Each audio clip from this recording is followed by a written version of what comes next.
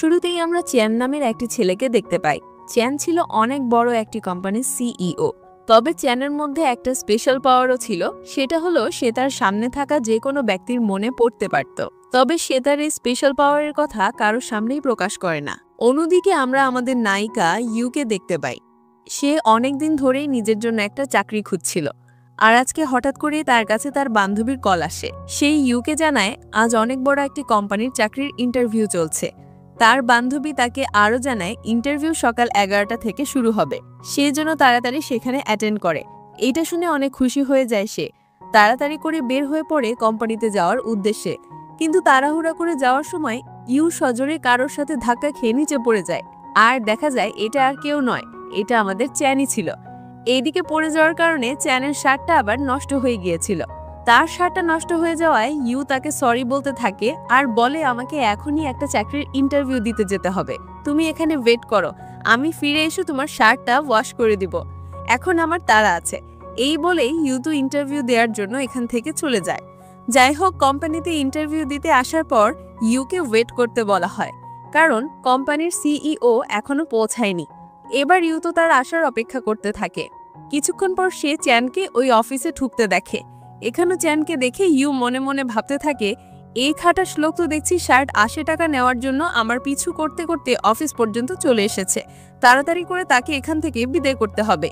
এই ভেবে সে চ্যানের কাছে গিয়ে বলে, আপনারা কি মোবাইলে গেম খেলে টাকা ইনকাম করতে চান? তাহলে মোস্ট প্লে হতে পারে আপনার জন্য সেরা চয়েস। এখানে আপনি প্রতিদিন গেম খেলেই টাকা আয় করতে পারেন। অ্যাকাউন্ট খুললেই পাচ্ছেন 500 টাকা ওয়েলকাম বোনাস, বন্ধুর রেফারে 1200 টাকা পর্যন্ত বোনাস। সিবিএল এ মোস্ট প্লে দিচ্ছে 60 মিলিয়নের বিশাল পুরস্কার। জিতে নিন Samsung 75 inch TV, Galaxy Z Fold 7, S10 plus tablet, fridge, smart ঘড়ি সহ নগদ ক্যাশ প্রাইজ। জন্মদিনে পাচ্ছেন 2000 টাকা special gift. CBL special 260% reload bonus. সুপরিচিত এবং নিরাপদ লেনদেন মাধ্যম, বাংলাদেশে বিকাশ, নগদ, রকেট উপায় এবং ভারতে ফোনপে, গুগল পে, ইউপিআই ও ব্যাংক ট্রান্সফার সুবিধা। এখনই নিচে পিন করা কমেন্ট থেকে মোস্ট প্লে অ্যাপের রেজিস্ট্রেশন করুন আর শুরু করুন উপার্জনের যাত্রা।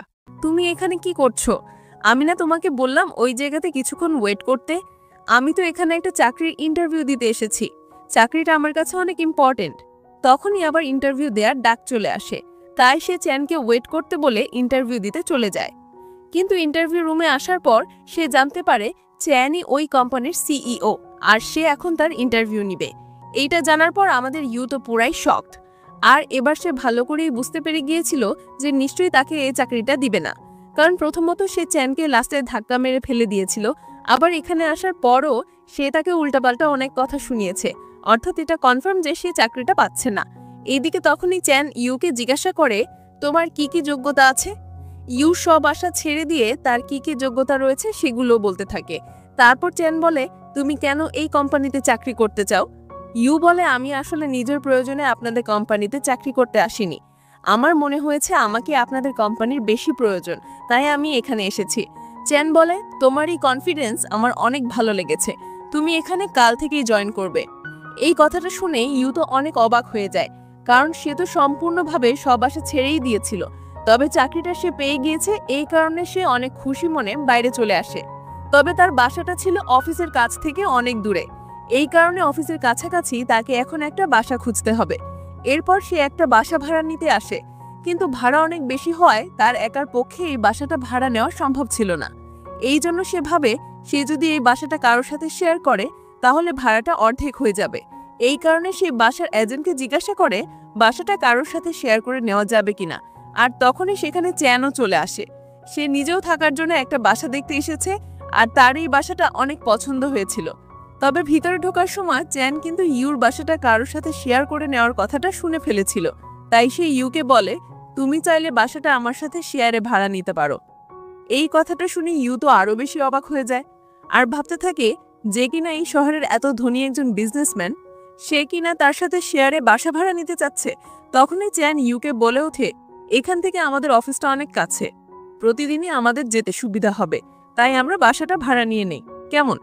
এজেন্ট বলে, আপনারা যেহেতু নিজেদের মধ্যে ডিল করেই নিয়েছেন, তাহলে আমাদেরও কোনো সমস্যা নেই, চলুন আমরা এগ্রিমেন্ট করে নিই। তারপর আমাদের দেখানো হয় চ্যান এত বড়লোক হওয়ার পরও কেন সে এই বাসাটা ভাড়া নিয়েছে। এর কারণ হলো চ্যানের মা। আসলে চ্যানের মা চায় চ্যান যেন বিয়ে করে, এই জন্য তিনি চ্যানের জন্য একটার পর একটা মেয়ে দেখাচ্ছিল, কিন্তু চ্যানের কোনো মেয়েকেই পছন্দ হচ্ছিল না। তাছাড়া সে এখন বিয়েও করতে চাইছিল না, কিন্তু চ্যানের মা তো ছিল নাছোড়বান্ধা। তিনি চ্যানকে অনেক জোরাজুরি করছিল বিয়ে করার জন্য, তাই সে এক পর্যায়ে বাধ্য হয়েই তার বাসা থেকে বের হয়ে চলে আসে। যাই হোক, এইখানে এগ্রিমেন্ট হয়ে যাওয়ার পর ইউ চ্যানের সাথে হ্যান্ডশেক করতে চায়, কিন্তু চ্যান তার সাথে হ্যান্ডশেক করে না। তখন ইউ মনে মনে বলে, হ্যান্ডশেক করতেও ভাবে, কি খাটাস একটা লোক। এদিকে আমরা তো ভালো করেই জানি যে চ্যান মানুষের মন পড়তে পারত, আর এখন চ্যান তো মনে মনে বলা এই কথাটা ঠিকই বুঝতে পারে। তারপর দেখা যায় ইউ তার বান্ধবীর সাথে কথা বলছে। সে তার বান্ধবীকে বলে, আমার অফিসের বস আমার সাথে শেয়ারে বাসা ভাড়া নিয়েছে, কিন্তু লোকটার এত বেশি ভাব দেখলেই আমার রাগ ওঠে, আর তাকে দেখলেই মনে হয় তার মুখে কিছু একটা ছুঁড়ে মারি। এদিকে ইউ যখন তার বান্ধবীর সাথে এসব কথাগুলো বলছিল, তখন কিন্তু চ্যান তার পিছনেই দাঁড়িয়েছিল। তারপর কথা শেষ করে ইউ যখন পিছনের দিকে তাকায়, তখনই সে চ্যানকে দেখে একদম ভয় পেয়ে যায়, আর বুঝতে পারে সে যে এতক্ষণ ধরে বসের নামে তার বান্ধবীর কাছে এত দুর্নাম করেছে, এই সব কিছুই তার বস শুনে ফেলেছে। ইউ তো এখানে আমতা আমতা করে বলে, আমি কিন্তু আপনাকে উদ্দেশ্য করে কিছুই বলিনি। তখন চ্যান খুব সহজভাবেই বলে, এত ভয় পাওয়ার কিছু নেই, চলো আমরা জিনিসপত্রগুলো ভিতরে নিয়ে আসি। চ্যানের এই কথাটা শুনে ইউ আবার মনে মনে বলতে থাকে, এই লোকটা কি এখন আমার মতো ইনোসেন্ট মেয়েকে দিয়ে এত ভারী ভারী জিনিসপত্র বহন করবে, নাকি নিজের জিনিসপত্র নিজে আনতে পারে না? এই লোক তো দেখি খাটাস হওয়ার সাথে সাথে অলসও। কিন্তু ইউ মনে মনে বলার সব কথাগুলোই চ্যান শুনতে পেয়ে যায়। এই জন্য সে ইউকে বলে, মনে মনে আমাকে গালি দেওয়া বন্ধ করো। এবার ইউ তো আরো বেশি অবাক হয়ে যায়, আর ভাবতে থাকে বস তার মনের কথা কিভাবে শুনতে পেল। তারপর দিন সকালে ইউ ঘুম থেকে উঠে ফ্রেশ হওয়ার জন্য ওয়াশরুমে চলে যায়। সেখানে চ্যান আগে থেকেই গোসল করছিল। তাকে এই অবস্থায় দেখে ইউ তো এখানে স্ট্যাচু হয়ে দাঁড়িয়ে থাকে। চ্যান বলে, সবই তো দেখে নিয়েছো, তাহলে এখনো কেন দাঁড়িয়ে আছো, সরো এখান থেকে। তারপর ব্রেকফাস্ট করার সময় ইউর মুখে একটু খাবার লেগেছিল, এইটা দেখে চ্যান সেটা পরিষ্কার করে দিচ্ছিল। ইউ তখন মনে মনে ভাবে, উনি হঠাৎ আমার এত কেয়ার করছে কেন? সে কি চাচ্ছে, আমি তার প্রেমে পড়ে যাই? না, এটা কখনোই সম্ভব না। তখন চ্যান বলে, ফাস্ট ফুড খাবার কম খাও, এটা তোমার শরীরের জন্য ভালো না। যাই হোক, এবার ইউ আবারও মনে মনে ভাবে, এই লোকটা দেখি আমার কোনটা ভালো কোনটা খারাপ সেই নিয়েও চিন্তা করছে। একটু পর হয়তো সে আমাকে শিখাবে খাবার কিভাবে খেতে হয়। তখনই চ্যান বলে ওঠে, তুমি কোনো বাচ্চা না যে আমি তোমাকে শিখাবো খাবার কিভাবে খেতে হয়। এইটা বলে চ্যান সেখান থেকে চলে যায়।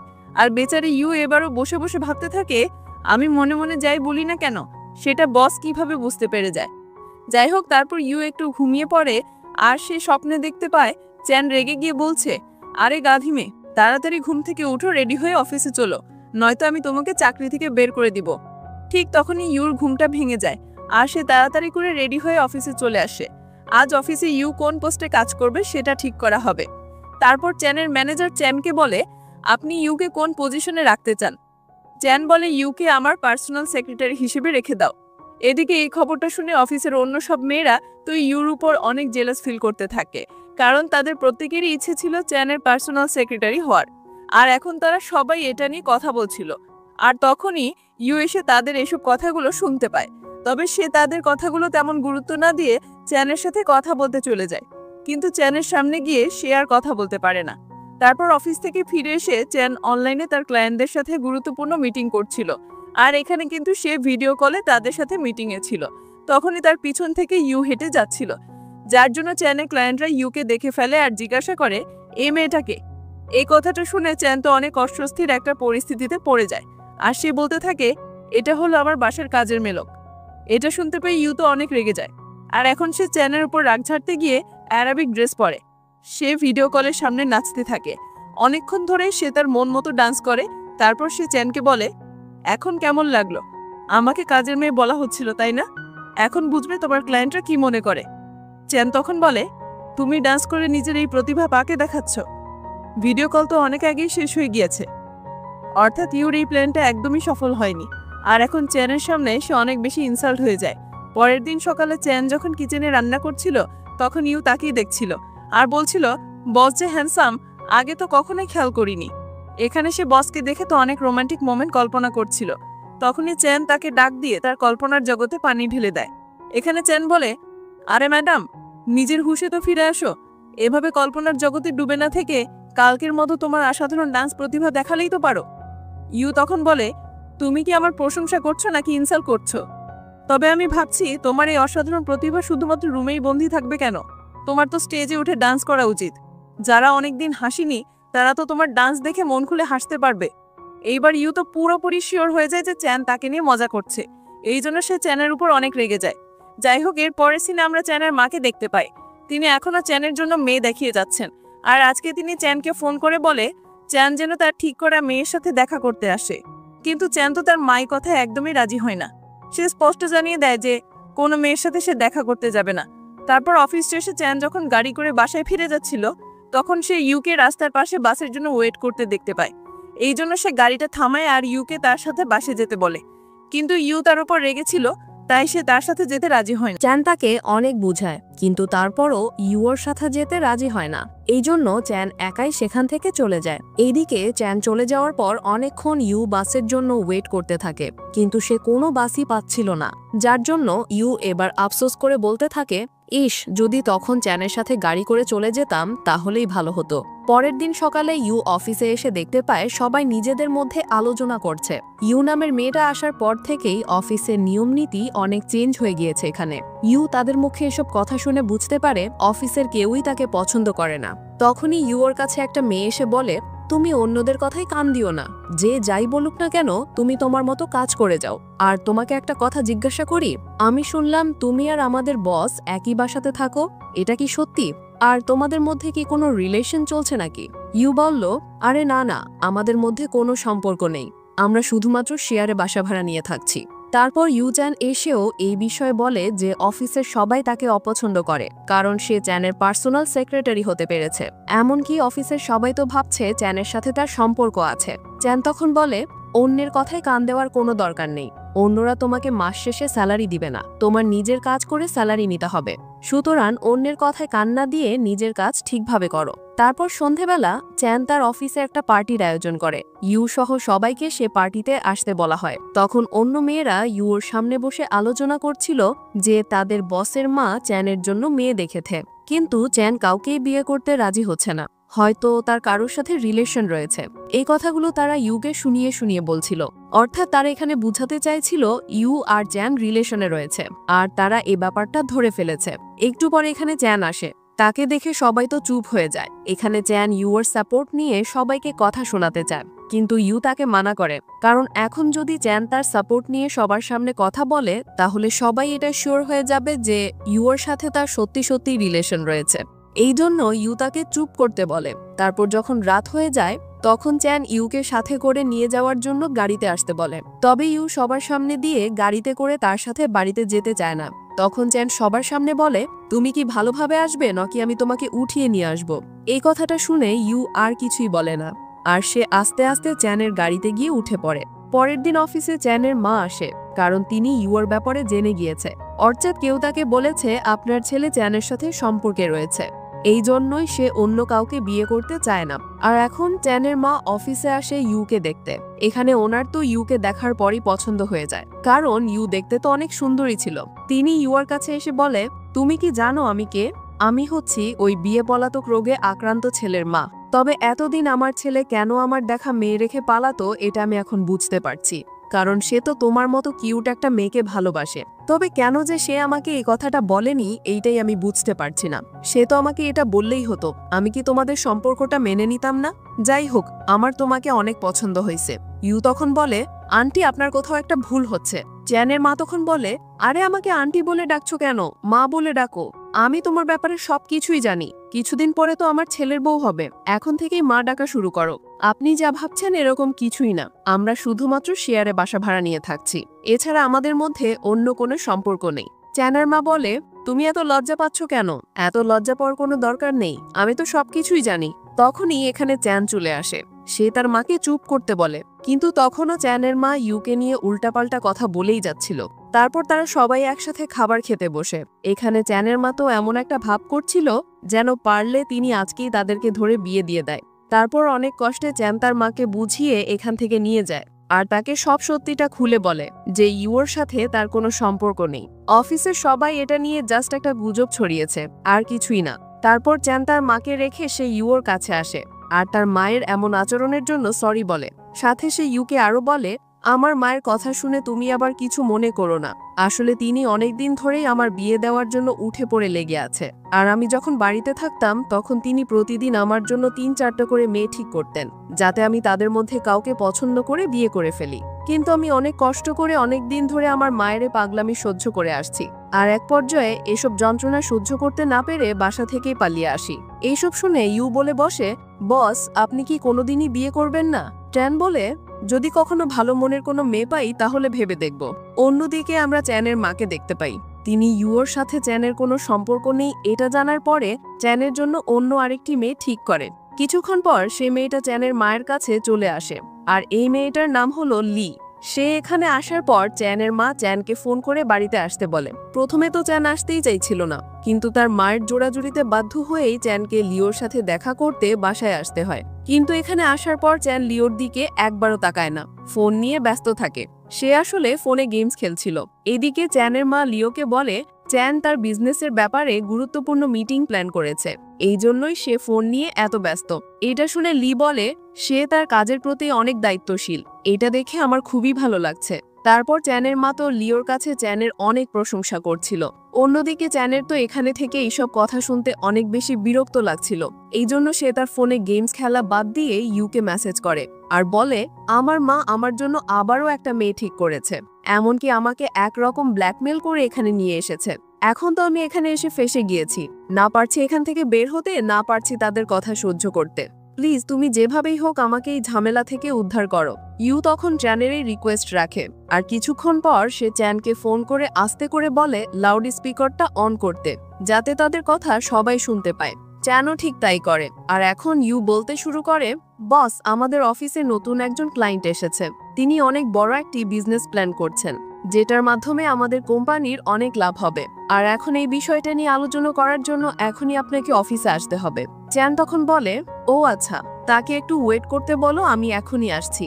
এইটা বলে সে এখান থেকে ব্যস্ততা দেখিয়ে চলে যায়। কিন্তু লি নামের মেয়েটিও হার মানার পাত্র না। সে পরের দিনই চলে আসে চ্যানের ভাড়া করা বাসার মধ্যে। সে এখানে এসে ইউকে দেখে বলে, ও আচ্ছা, তুমি সেই মেয়ে যে কিনা চ্যানের সাথে এখানে থাকো। ফাইনালি তোমার সাথে পরিচয় হবে, অনেক ভালো লাগলো। এই সময় চ্যানও সেখানে চলে আসে আর লিকে বলে, হ্যাঁ আমি এই বাসায় ইউর সাথেই থাকি। ইউ এতক্ষণে বুঝে গিয়েছিল এই মেয়েটা হয়েছে সেই মেয়ে যাকে চ্যানের মা চ্যানের জন্য পছন্দ করে রেখেছে। আর এখন চ্যান লিকে তার পিছন থেকে সরানোর জন্য একটা নাটক করতে শুরু করে। আর সে তার সামনে এসে ইউর হাত ধরে রুমের দিকে যেতে থাকে। এমনকি লিওর সামনেই ওকে বলে, তোমার সাথে আমার পার্সোনাল কিছু কথা আছে, যা কাল রাতে আমি তোমাকে বলতে পারিনি। এইসব বলে সে লিওকে বুঝাতে চাইছিল যে তার আর ইউর মধ্যে সম্পর্ক আছে। কিন্তু লিও তো কম না, সে চ্যানকে আটকে বলে, আরে দাঁড়াও, আমাকে আমার রুমটা দেখিয়ে দাও, আমি কোথায় থাকবো। আমি তো ঠিক করেছি এখন থেকে আমিও তোমাদের সাথেই থাকবো। তাছাড়া তোমার মাও বলেছে যেন এখন তোমার আশেপাশেই থাকি। আর এখন যদি আমি তোমার সাথে না থাকি তাহলে তোমার মায়ের কথাটা অমান্য করা হবে। আমি কখনোই চাই না আমার শাশুড়ির কথা অমান্য করতে। লিওর এসব কথা শুনে চ্যান তো অনেক বিরক্ত হয়ে যায় আর বলে, আমি তোমার এত কথা শুনতে চাই না, আমি খুবই টায়ার্ড, আমি এখন ঘুমাতে যাচ্ছি। তারপর লি এসে ইউকে বলে, আমি হলাম চ্যানের ছোটবেলার ফ্রেন্ড। ছোটবেলা থেকেই তার সাথে আমার ফ্রেন্ডশিপ ছিল। তাছাড়া আমরা একই স্কুলে পড়তাম, আর চ্যান তো আমাকে অনেক পছন্দ করত। ইউ তখন এ কথাটা শুনে হাসতে শুরু করে, কারণ সে ভালোই জানে চ্যান সেদিন এই মেয়েটার হাত থেকে বাঁচার জন্য মিথ্যা নাটক করতে বলেছিল। আর এখন ইউ ইচ্ছা করে বলে, ও আচ্ছা, তাহলে তুমি আমার সাথে কি করছো? তোমার তখন চ্যানের সাথে সময় কাটানো উচিত, তার সাথে গিয়ে কথা বলো, যেহেতু তোমরা দুজনে বিয়ে করতে যাচ্ছ। এই বলে ইউ এখান থেকে চলে যায়। এরপর থেকে লিও সবসময় চ্যানের পিছনে লেগে থাকতে শুরু করে। সে তার পিছু পিছু তার অফিসেও চলে আসে। এটা দেখে চ্যান ইউকে মেসেজ করে বলে, তাড়াতাড়ি আমার রুমে এসো, তোমার সাথে কথা আছে। লি আমাদের অফিসে চলে এসেছে, তাকে অফিস থেকে এখনই সরাতে হবে। ইউ এ মেসেজটা দেখে ভাবে তাকে তাহলে আবারও নাটক করে লিকে সরাতে হবে। তারপর যখন সে চ্যানের রুমে আসে তখন চ্যান তাকে বুঝিয়ে বলে, যেভাবেই হোক লিকে আমার পিছন থেকে সরাতে হবে, তা না হলে সে আমার জীবনটা বরবাদ করে দিবে। কিন্তু ইউ আজকে তার জন্য মিথ্যা নাটক করতে রাজি হয় না। চ্যান বলে, তুমি কোনো চিন্তা করো না, তুমি যদি আমাকে এই হেল্প করো তাহলে আমি তোমাকে 1 লাখ টাকা দিব। এই কথাটা শুনে ইউ আর তাকে না করতে পারে না, সে তার প্রস্তাবে রাজি হয়ে যায়। তারপর যখন লি চ্যানের রুমের দিকে আসছিল তখন চ্যান আর ইউ দুজনেই তৈরি হয়েছিল এখানে। তারা তো লিওর আশাতেই ওয়েট করছিল। আর লি আসা মাত্রই তারা তার সামনে নাটক করতে শুরু করে। তাদের দেখেই মনে হচ্ছিল যে তারা গার্লফ্রেন্ড বয়ফ্রেন্ড। এখানে চ্যান ইউরকে অনেক সুন্দর করে খাবার খাইয়ে দেয়। আসলে চ্যান লিকে দেখাতে চাইছিল যে সে অনেক কেয়ারিং একজন বয়ফ্রেন্ড। এমনকি এখন তো চ্যান ইউকে বলে, জান তুমি অনেক শুকিয়ে গিয়েছো, আরেকটু খাও। এদিকে এসব দেখে লিওর তো এবার অনেক জেলাস হচ্ছিল, আর সে এক পর্যায়ে চ্যানকে রাগ দেখিয়ে বলে, আমাদের তো কিছুদিনের ভিতরেই এঙ্গেজমেন্ট হতে যাচ্ছে, আর তুমি কিনা আরেকটা মেয়েকে গার্লফ্রেন্ড বানিয়ে বসে আছো। তখনই জ্যান বলে উঠে, কিসের এঙ্গেজমেন্ট? আমি আমার গার্লফ্রেন্ডকে ফেলে অন্য কাউকে কখনোই বিয়ে করব না। তুমি ভাবলে কি করে যে আমি তোমাকে বিয়ে করব? আর শোনো, ইউ হলো আমার সত্যিকারের গার্লফ্রেন্ড, আমরা খুব শীঘ্রই বিয়ে করতে যাচ্ছি। কিন্তু লিও চ্যানকে হারাতে চায় না। এই কারণে সে চ্যানকে বলে, তোমার যা ইচ্ছা তাই করো, কিন্তু বিয়ে তো আমাকে করতেই হবে। এইটা বলে সে লিওর উপর রাগ দেখিয়ে সেখান থেকে চলে যায়। আর সে চলে যাওয়ার পরও চ্যান ইউর হাতটা ধরেছিল। এটা দেখে ইউ চ্যানকে বলে, তুমি এখনো কেন আমার হাত ধরে আছো? কারণ মনে হয় না লি কোনোভাবে তোমার পিছু ছাড়বে। তারপর বাসায় ফিরেও তারা দুজন এই বিষয় নিয়ে কথা বলতে থাকে। ইউ চ্যানকে বলে, তোমার টাকা আমার লাগবে না, আমি আর এই কাজটি আরেকটিও করতে পারবো না। চ্যান বলে, এখন তুমি ফেসে গিয়েছো, এখন তোমাকে এই নাটকটা শেষ করতেই হবে, কারণ লি জেনে গিয়েছে যে তুমি আমার গার্লফ্রেন্ড। এখন যদি তুমি নাটক করা বন্ধ করে দাও, তাহলে লি তো আরো বেশি করে আমার পিছনে লেগে থাকবে। এখানে চ্যান তো রীতিমতো ইউর কাছে রিকোয়েস্ট করতে থাকে তাকে সাহায্য করার জন্য। ঠিক তখনই সেখানে লি এসে হাজির হয়, আর চ্যানকে বলে, আমার কম্পিউটারটা নষ্ট হয়ে গিয়েছে, তুমি কি সেটা ঠিক করতে আমাকে একটু হেল্প করবে? চ্যান বলে, আমি সারাদিন অনেক কাজ করেছি, এখন আমাকে বিশ্রাম নিতে হবে, আমি কোনো কাজ করতে পারবো না। তারপর সে ইউকে বলে, তাকে তাড়াতাড়ি এখান থেকে বিদায় করো। ইউ তখন তেলাপোকা বলে চিৎকার করে ওঠে। এদিকেই লি তো তেলাপোকার কথা শুনে সেখান থেকে চলে যায়। আর এটা দেখে চ্যান বলে, আরে বাহ, তোমার তো দেখি অনেক ট্যালেন্ট। তারপর দিন যখন ইউ চ্যানের অফিসে আসে, তখন লিউ তার সাথে দেখা করতে এসেছিল। সে লিকে বলে, তুমি জ্যানের যোগ্য না, তুমি তো অনেক গরিব একটা মেয়ে, আর চ্যান হচ্ছে অনেক বড় লোক, তুমি তো টাকার লোভে তার পেছনে পড়ে আছো। আমি খুব শীঘ্রই তোমাকে চ্যানের জীবন থেকে সরিয়ে দিব, আর তোমাকে তোমার অবস্থানটা বুঝিয়ে দিব। এইভাবে অনেক অপমান করে লি সেখান থেকে চলে যায়। যাই হোক, এরপর স্ক্রিনে দেখা যায় অফিসের একটা মেয়ে ইউর সাথে এসে কথা বলছিল। সে এখানে এসে বলে, লি হচ্ছে চ্যানের ছোটবেলার বন্ধু, সে চ্যানের সাথে অনেক ক্লোজ, আর তুমি কখনো এটা ভেবো না চ্যান লিকে ছেড়ে তোমাকে ভালোবাসবে। তাই এটাই ভালো হবে তুমি যদি আগে থেকেই চ্যানের জীবন থেকে সরে যাও। এই রকম আরো অনেকগুলো কথা বলে সে ইউকে অপমান করার চেষ্টা করে। তখন ইউ শুধুমাত্র একটা কথাই বলে যে আমার চ্যানের সাথে কোনো সম্পর্ক নেই, আমি কখনোই চাই না চ্যানের গার্লফ্রেন্ড হতে।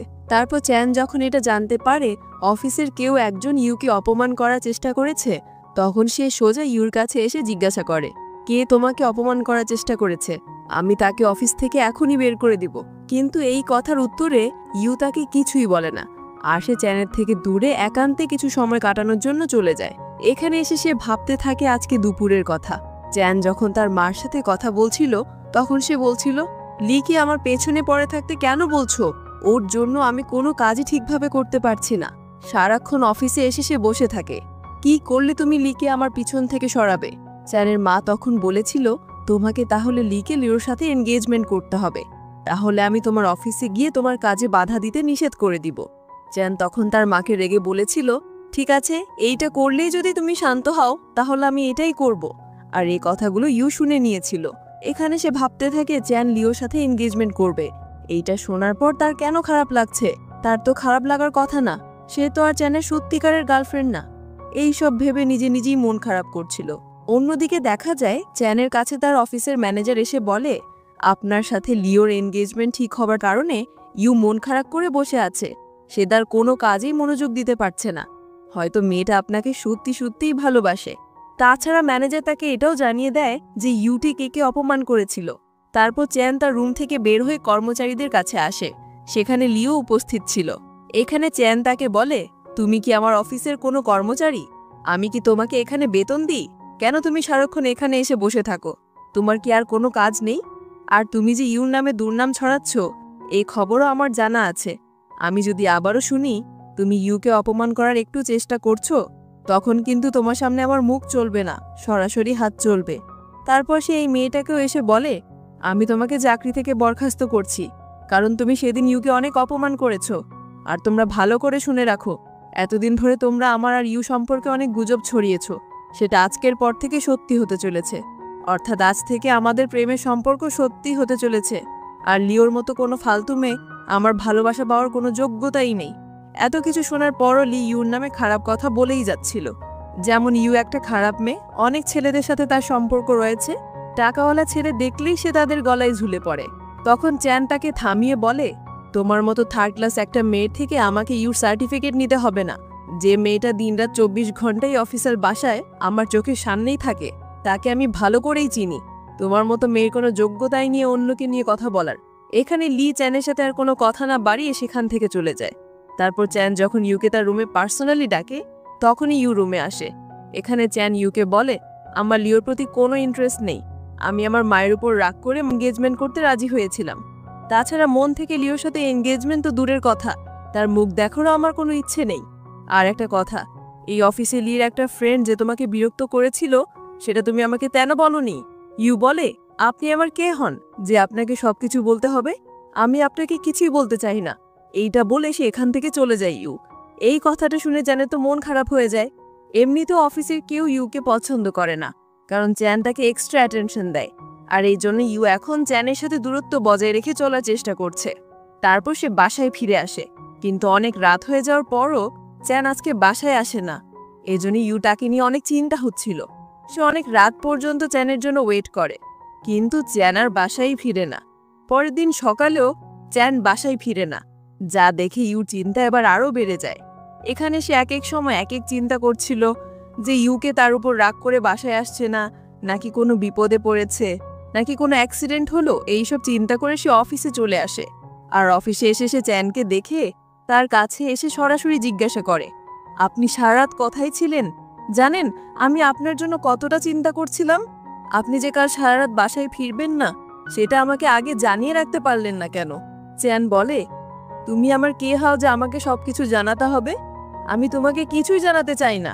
এবারও চ্যানের এই কথাটা শুনে আর কিছুই বলতে পারে না, আর বুঝতে পারে যে কাল সে ইউকে এই কথাটা বলেছে বলেই সে আজকে তাকে এই কথাটা বলছে। অর্থাৎ এক প্রকার প্রতিশোধ নিয়ে নিল আর কি। যাই হোক, অফিস শেষে ইউ তার কলিগদের সাথে বসে ড্রিঙ্কস করছিল। এখানে সে অনেক বেশি ড্রিঙ্কস করে ফেলে। সবাই তাকে এত বেশি ড্রিঙ্কস করতে মানা করে, কিন্তু সে কারো কথাই শুনে না। অনেক বেশি ড্রিঙ্কস করার ফলে সে মাতাল হয়ে যায়। তারপর সে তো চ্যানের ব্যাপারে অনেক উল্টোপাল্টা কথা বলতে শুরু করে। যেমন চ্যান নিজেকে কি মনে করে, সে আজ আমাকে ইনসাল্ট করলো, ওর মতো 10-12টা চ্যান আমি আমার ব্যাগের ভিতরে নিয়ে ঘুরে বেড়াই, ওর সাহস থাকলে আসুক আমার সামনে। এদিকে চ্যান তো তার পিছনে দাঁড়িয়ে দাঁড়িয়ে তার এইসব কথাগুলো শুনছিল, যা দেখে চ্যানের ম্যানেজার ইউকে ইশারা করে পিছনে তাকাতে বলে। আর এখনো পিছনে দাঁড়িয়ে চ্যানকে দাঁড়িয়ে থাকতে দেখে একদম শক খেয়ে যায়। সে তাকে দেখে বলে, বস, আমি কিন্তু আপনাকে নিয়ে কিছু বলিনি, বিশ্বাস করুন। তবে চ্যান তার কথা মাথায় না নিয়ে তাকে গাড়িতে উঠানোর চেষ্টা করে। এদিকে ইউ তো অনেক ভয় পাচ্ছিল, না জানি তার বস এখন তার সাথে কি করে। তারপর চ্যান ইউকে বলে, শোনো, আমি তোমাকে একটা সুযোগ দিচ্ছি, তুমি শুধু আমাকে একবার সরি বলো, তাহলে আমি তোমাকে মাফ করে দিব। কিন্তু ইউ ততক্ষণে বেহুশ হয়ে যায়, আর চ্যান বেহুশ ইউকে কোলে করে উঠিয়ে বাসায় নিয়ে আসে। বাসায় ফেরার সময় ইউর জ্ঞান ফিরে। সে মাতাল অবস্থায় চ্যানের সঙ্গে ঝগড়া করে আর বলে, আমি তোমার জন্য আজকের পার্টিতে এনজয় করতে পারলাম না, তুমি আমাকে ওখান থেকে জোর করে ধরে নিয়ে আসলে। এইসব বলে সে তার চ্যানকে মারধর শুরু করে। তখন চ্যান তাকে সরাসরি কিস করে দেয়।